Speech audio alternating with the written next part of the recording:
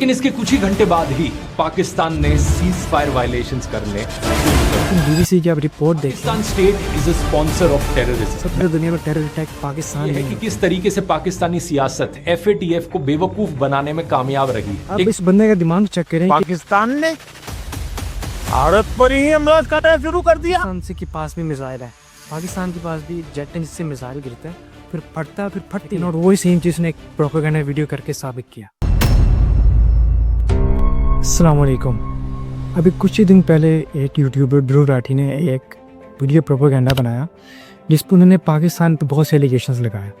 देखिए, जब 10 मई को सीज़ फायर हुआ था पाकिस्तान इंडिया के दरमियान, तो कुछ ही देर में उसकी वॉयलेशन स्टार्ट होना शुरू हो गई थी।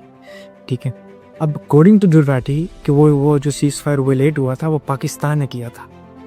लेकिन बीबीसी की आप रिपोर्ट देखें कि अभी तक कोई रिपोर्ट या सॉलिड एविडेंस नहीं है कि किसने वायलेट किया। हालांकि दोनों एक दूसरे पे एलिगेशंस लगा रहे हैं। ध्रुव राठी ने उस वीडियो में जितनी भी एलिगेशंस लगाए हैं, ठीक है, वो सारे इंडियन मीडिया की रिपोर्ट्स हैं।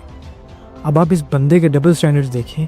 इसने उस इंडियन मीडिया की रिपोर्ट्स दी हैं जिसे ये गोदी मीडिया कहता है। ठीक है ना, हम सब जानते हैं कि ये गोदी मीडिया कहता है और ये कहता है कि वो मीडिया झूठ है। अब आप किसी कंट्री पे एलिगेशन लगा रहे हो उस चीज़ से जिसके आप अगेंस्ट हो। ठीक है ना, अब देखें, दूसरी बात यह है कि इंडियन मीडिया की जितनी भी रिपोर्ट्स होंगी वो इंडियन मीडिया अपने इंडिया के हाथ में लगाएगा, ना कि पाकिस्तान के। ठीक है ना, और एक तरफ का जो नैरेटिव बनाना, अब उसके पीछे नो डाउट क्या मकसद था। अब नेशनलिज्म था, ठीक है, या फिर व्यूज़ थे, या फिर ये मसला सारा रोटी दा सी। देखिए, सीज़ फायर वाली वीडियो अपलोड करने से पहले उन्होंने एक वीडियो अपलोड की थी राठी ने, जो थी पहलगाम अटैक के ऊपर। उसके अंदर उन्होंने किसी तरह से ये शो नहीं करवाया था कि ये सारी जो हमला है पाकिस्तान किया, बल्कि उन्होंने उसका एक सिक्योरिटी फेलियर कहा था इंडिया के एडमिनिस्ट्रेशन के लिए। और ये कहा था कि जो टेररिस्ट है वो सिर्फ ये चाहते हैं कि इंडिया में हिंदू मुस्लिम आपस में लड़ें। लेकिन पता नहीं बाद में किसी ने उसका सॉफ्टवेयर अपडेट किया और वो तकरीबन मुकर ही गया। रिस्पॉन्स में इंडिया ने लॉन्च किया था ऑपरेशन सिंदूर। प्रेस ब्रीफिंग में बताया गया कि इन टारगेट्स को क्रेडिबल इंटेलिजेंस इनपुट के आधार पर चुना गया था। देखिए, ऑपरेशन सिंदूर जिसे इंडिया ने पहलगाम अटैक, रिटेलिएशन अटैक का, और विदाउट एनी एविडेंस और प्रूफ के पाकिस्तान पे सारा ब्लेम डाल दिया। देखिए, पाकिस्तान ने उसे न्यूट्रल इन्वेस्टिगेशन की ऑफर दी थी। ठीक है ना, हमने ये भी कहा था कि आप किसी इंटरनेशनल थर्ड पार्टी से इन्वेस्टिगेशन करवा लें, लेकिन वो माने ही नहीं।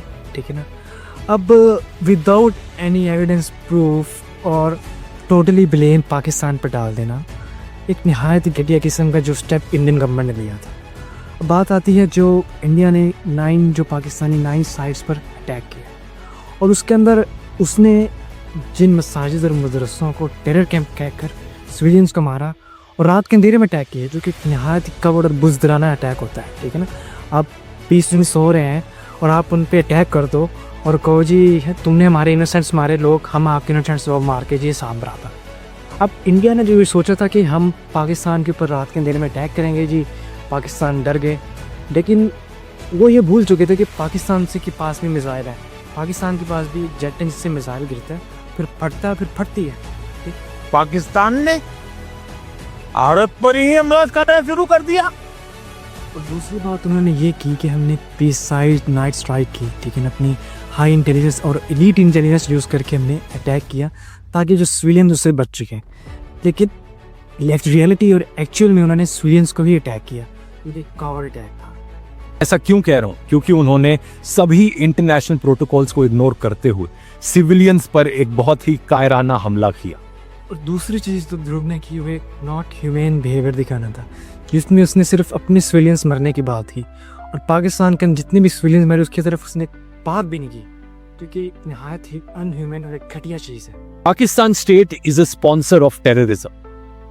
देखिए, उस वीडियो में ध्रुव ने सबसे बड़ा पाकिस्तान पर इल्ज़ाम लगाया था, वो ये था कि पाकिस्तान एक टेरर स्टेट है और टेररिज्म को सपोर्ट करता है। देखिए, अगर हम सच्ची में टेररिज्म को सपोर्ट करते या फंड करते तो फिर दुनिया में सिर्फ हम ही के भुगतते हैं। ठीक है ना, सबसे ज़्यादा दुनिया में टेरर अटैक पाकिस्तान में ही होते हैं। उसकी सबसे बड़ी जब एग्जाम्पल लेते हैं वो ये है कि पाकिस्तान ने ना सिर्फ टेररिज्म का सामना किया, बल्कि उसके खिलाफ एक बाकायदा जंग की है। ठीक है, एक फुल स्केल वॉर की है, जिसमें हम पास में जो ऑपरेशन हुए हैं, जिनमें अपना ज़रब अज़ब हो गया, रादुल फसाद है, जिसमें पाकिस्तान ने 80,000 से ज़्यादा सिविलियंस खोई और पता नहीं कितने सोल्जर्स हो चुके। और अब एक तरफ तो हम इसके खिलाफ लड़ रहे हैं, ठीक है ना, बजाय आप अप्रिशिएट करने कि आप हमें ही टारगेट कर रहे हो। देखिए हम इसको प्रमोट नहीं कर रहे हैं, हम इसके विक्टिम हैं, ठीक है ना, और आप अप्रिशिएट करने के बजाय आप ये कहते हो जी हम टेररिज्म को सपोर्ट कर रहे हैं, ठीक है। ये क्या बात हुई भाई? अजीब बात तो यह है कि किस तरीके से पाकिस्तानी सियासत FATF को बेवकूफ बनाने में कामयाब रही। जो FATF है उसको पाकिस्तान ने बुद्धू बनाया, ठीक है ना, यानी पाकिस्तान ने कुछ किया, ठीक है ना, उसको बुद्धू बना के और उनकी ग्रे लिस्ट से बाहर आ गया। अब इस बंदे का दिमाग चेक करें कि ये कितनी बड़ी ऑर्गेनाइजेशन, जो बहुत सी ऑर्गेनाइजेशन के साथ मिलके उनकी जो इन्वेस्टिगेशन फंड है वो मिलियंस ऑफ यूरोज होता है, ठीक है ना, वो इन्वेस्टिगेशन करती है, फिर एक कंट्री को ग्रे लिस्ट से बाहर निकालती है, ठीक है। अब ये बंदा उनको चैलेंज कर रहा है कि एक्स पे जाके मेरी वीडियो का लिंक करके उन्हें मेंशन करो कि ये सबूत है और इनको वापस ब्लैक लिस्ट में डालो या ग्रे लिस्ट में डालो। अब I can say nothing about it. उसके बाद उन्होंने कुछ नार्को टेररिज्म और फाइनेंशियल नेटवर्क्स की बात की जिसका टेररिज्म से कोई लिंक नहीं बना, लेकिन पता नहीं क्यों उन्होंने ऐड किया और क्या उनकी इंटेंशन थी। बड़ा उन्होंने 3-4 मिनट बोला कि इतने लाख, इतने करोड़, इतने हज़ार करोड़ की हीरोइन यहाँ आती है, वहाँ जाती है, ISI करती है, सर टेररिज्म से कोई लिंक नहीं बना। अब उसके बाद जो अगला टॉपिक आता है वो है बड़ा थोड़ा सा इंपॉर्टेंट सा।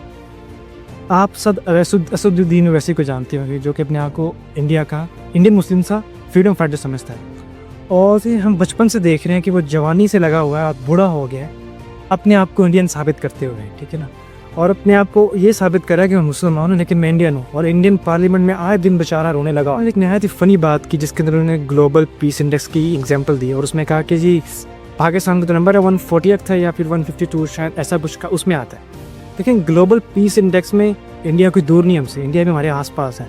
जितने भी इंडेक्स होते हैं पीस में, टेररिज्म में, ठीक है ना, सेफेस्ट में, इंडिया और पाकिस्तान में कोई डिफरेंस नहीं है। पाकिस्तान ये 10 ऊपर 10 नीचे हो जाते हैं, ठीक। जितने आपका कंट्री भी सेम चीज़ फेस कर रहा है, आप पाकिस्तान भी फेस कर रहे हैं, और आप अपने को बोल के जी पाकिस्तान वाले को टारगेट करते हैं, जो कि नाइंसाफ इंडस्ट्री से हो गया। पाकिस्तान सिक्योरिटी फोर्सेस के लिए 2024 का साल पिछले 10 सालों में सबसे डेडली साल रहा। उसके बाद जनाब बात करते हैं जी 2024 पाकिस्तान का सबसे डेडली ईयर था। उसे मैं भी क्लेम करता हूँ और उसे शायद आप भी क्लेम करते हैं, क्योंकि 2024 में सबसे ज़्यादा जो टैक्स हुए हैं मिलिटेंट्स हुए 2024 में हुए, ठीक है, और लगभग 905 के करीब वॉलेंट अटैक्स हुए हैं। अब हम उसको भुगत रहे हैं ना भाई, वो क्यों हुए अटैक कि हम उनसे लड़ रहे हैं, हम उनसे जंग करें जिसकी वजह से हमारे हम पे अटैक हुए। पॉलिटिशियंस बेवजह भारत से लड़ाई करते हैं, मसल फ्लेक्सिंग करते हैं और इसी बहाने देश के डिक्टेटर बन जाते हैं। ना कॉन्स्टिट्यूशन का कुछ अता पता, कितने बने कितने बिगड़े, ना डेमोक्रेसी का कुछ पता। और फिर जनाब आते हैं डेमोक्रेसी पे। देखिए डेमोक्रेसी में जी बोले हैं जी पाकिस्तान में कोई PM जी 5 साल पूरे नहीं कर पाता, कोई जेल में चला जाता है, किसी को फांसी हो जाती है, किसी की शूटिंग होकर असैसिनेशन कर देते हैं।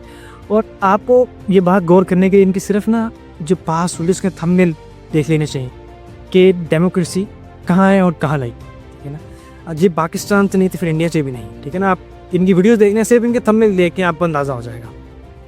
देखिए नो डाउट ध्रुव राठी एक बहुत ही अच्छा यूट्यूबर है, ठीक है ना, लोग उसे उसकी रैशनैलिटी की वजह से पसंद करते हैं, ठीक है ना। अब उस वीडियो में जो उसने किसी कहते हैं आला किस्म के सॉफ्टवेयर अपडेट के बाद उसने साबित किया है कि जो रैशनैलिटी भी इंसान में आ जाती है, ठीक है ना।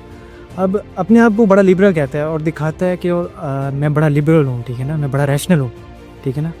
लेकिन जो उसका ब्यास और इंडियन स्टेट का नैरेटिव तकरीबन एक ही चेहरा लगता है, और उसकी वीडियो में ना पाकिस्तान का पॉइंट ऑफ व्यू है और ना ही किसी भी एंगल से इंडिया के खिलाफ कोई तनकीदी सोच।